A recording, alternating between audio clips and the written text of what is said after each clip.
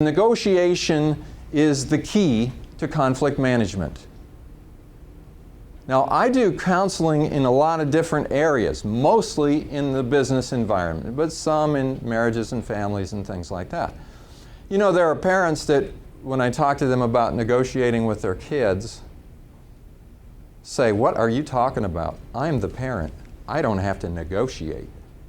I tell them what they need to do."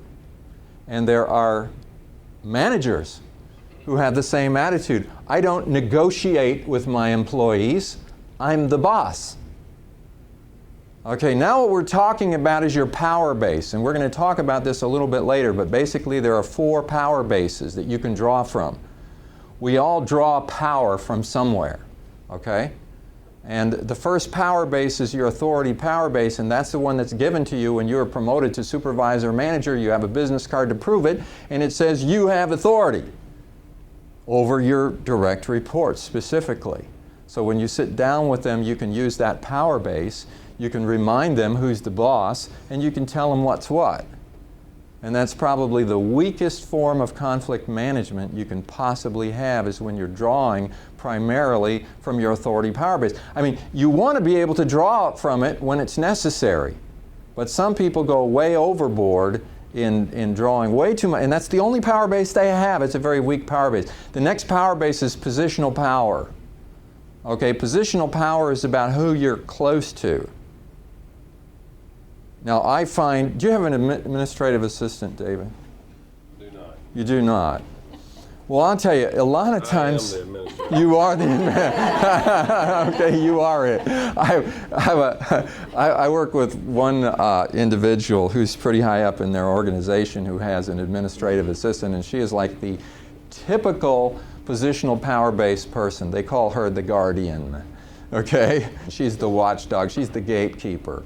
And she draws from the fact that she is close to the boss, the head person. And so she wields that over all the other administrative people and over many managers who are hierarchically higher than her, but that's her power base.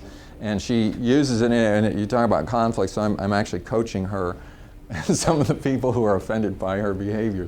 Positional power is an interesting thing. I mean, it is real power, but when you draw on it too much, people resent it. They really resent it.